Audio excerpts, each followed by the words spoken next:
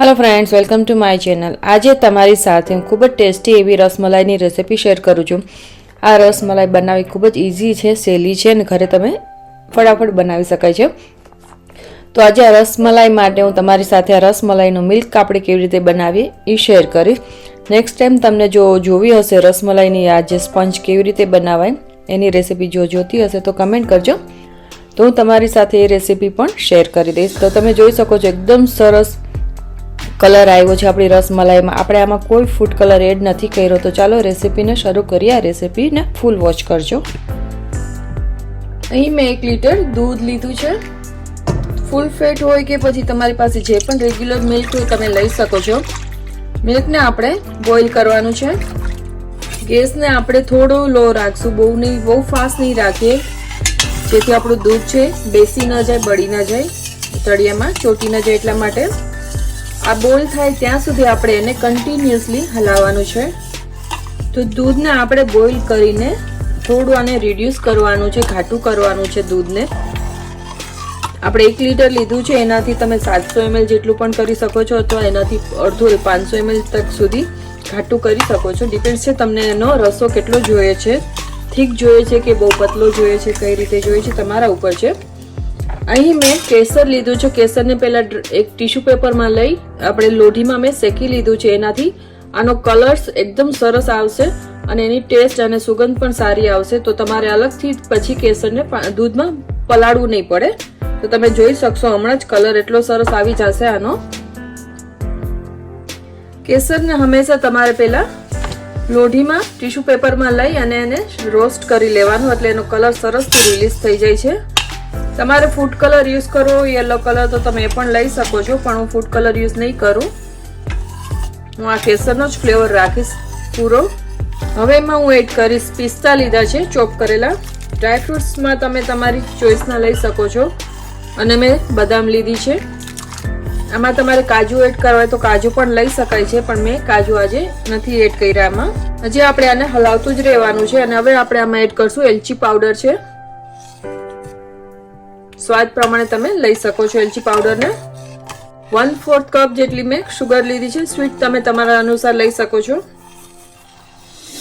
તમને કેટલું ગળ્યું જોઈએ છે એ પ્રમાણે ખાંડ તમે આમાં એડ કરી શકો છો। અડધો કપથી પણ પોણો કપ જેટલી તમે લઈ શકાય છે, અથવા તો તમે ચેક કરીને શુગર એડજસ્ટ કરી શકો છો। હજી આપણે આને બોઇલ કરશું થોડી વાર, કારણ કે શુગરનું પણ પાણી થશે, તો એટલા માટે આપણે આને થોડી વાર હજી ઘટ કરશું। તો તમે જોઈ શકો છો આપણો એકદમ સરસથી કેસરનો કલર આવી ગયો છે। આપણે આમાં કોઈ ફૂડ કલર નથી એડ કર્યો કે નથી આપણે કોઈ હળદર એડ કરી। આ બધો કલર કેસરનો છે। તો જે રીતે મેં કેસર આમાં એડ કર્યું છે, રોસ્ટ કરીને કરશો ધીમા ગેસ ઉપર, તો તમારો પણ આવો જ કલર આવશે। ફૂડ કલરની જરૂર નહીં પડે, એકદમ પ્યોર અને ઓરિજિનલ કલર આવશે, અને એનો સ્વાદ પણ વધી જશે કેસરના લીધે।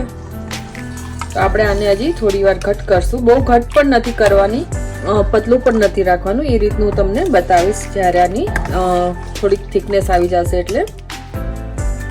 તો આ થીક થઈ ગઈ છે। હવે હું ગેસ બંધ કરી દઈશ, તો તમે જોઈ શકો છો કે આની થિકનેસ કેટલી છે। આ રીતની જ આપણે આની થિકનેસ રાખશું, બહુ થીક નહીં કરીએ અને બહુ પતલી પણ નહીં। આ રીતનું એકદમ પાણી જેવું પતલું પણ ન હોવું જોઈએ અને બહુ રબડી જેવું થીક પણ ન હોવું જોઈએ, એ રીતનું આપણે આ મિલ્ક રાખશું। તો રેડી થઈ ગયું છે આપણું મિલ્ક। તો ગેસને મેં બંધ કરી દીધો છે। થોડુંક આપણે આને ઠંડુ થવા દેશું। હવે આમાં હું એડ કરીશ, ઓપ્શનલ છે, રોઝ વોટર લીધું છે। તમારે જો રોઝ વોટરનો ટેસ્ટ તમને ભાવતો હોય તો તમે લઈ શકો છો, અથવા સ્કીપ કરી શકાય છે, પણ મને રોઝ વોટર અથવા તો રોઝ એસેન્સ બંને સ્વીટ ડિશમાં ગમે, ભાવે, તો હું આજે રોઝ વોટર એડ કરીશ, કારણ કે રોઝ એસેન્સ એડ કરીશ તો એનો ફ્લેવર એકદમ વધારે આવશે, ને રોઝ વોટરનો ફ્લેવર માઇલ્ડ હોય છે, એટલા માટે હું રોઝ વોટર એડ કરું છું।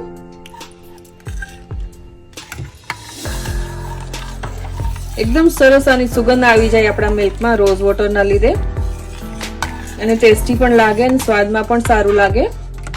તો હવે આપણે આને ઠંડુ થવા દેશું। તો આપણું થોડું થઈ ગયું છે રૂમ ટેમ્પરેચર ઉપર, બહુ ગરમ નથી। તો આ રસમલાઈ છે। તો પહેલા આપણે એક વાસણમાં આપણે આ દૂધને લઈ લેશું।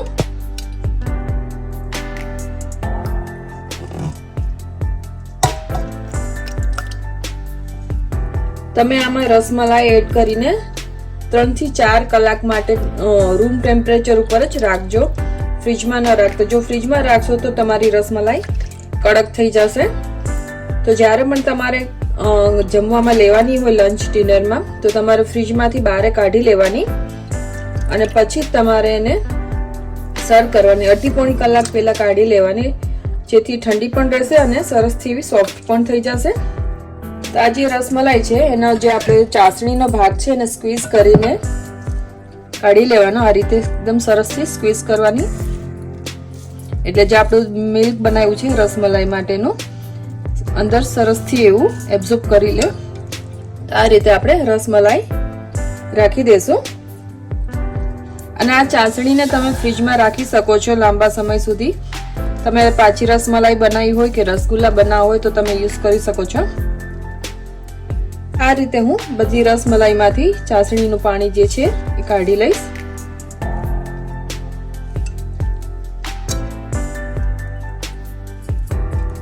બાકીનું મિલ્ક પણ આપણે ઉપરથી એડ કરી દઈશું.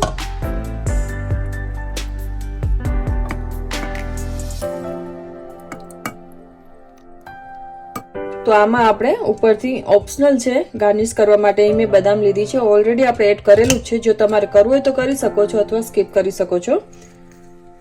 તો થોડા થોડા હું એડ કરીશ. અને થોડા પિસ્તા,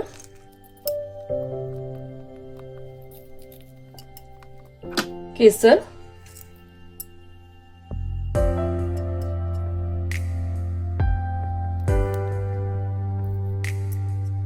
આ રીતે આપણે ગાર્નિશ કરી દઈશું.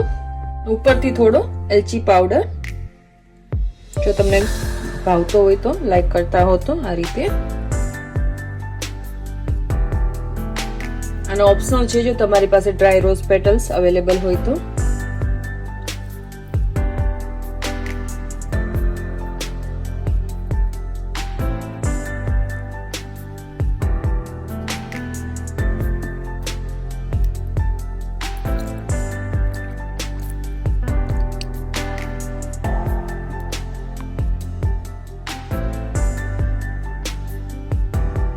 તો તમને હું એક કટ કરીને પણ બતાવું આપણી રસમલાઈ કેવી બની છે.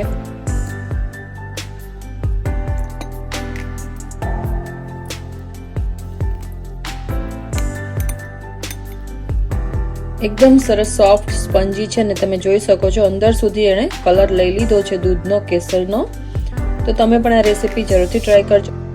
તો તમે જોઈ શકો છો આપણી રસમલાઈ સરસથી કેસરનો કલર લઈ લીધો છે. આપણામાં કોઈ પણ જાતનો ફૂડ કલર એડ નથી કર્યો. આ કલર ખાલી કેસરમાંથી જ આપણે લીધો છે. તો આ રેસીપી કેવી લાગી? જો ગમી હોય તો લાઈક, શેર અને સબસ્ક્રાઇબ કરજો અને શેર કરજો તમારા ફ્રેન્ડ્સ અને ફેમિલીમાં. Thank you for watching. મળશું આપણે એક નવી રેસીપી, નવા વિડીયો સાથે. ત્યાં સુધી આવજો એન્ડ કીપ વોચિંગ.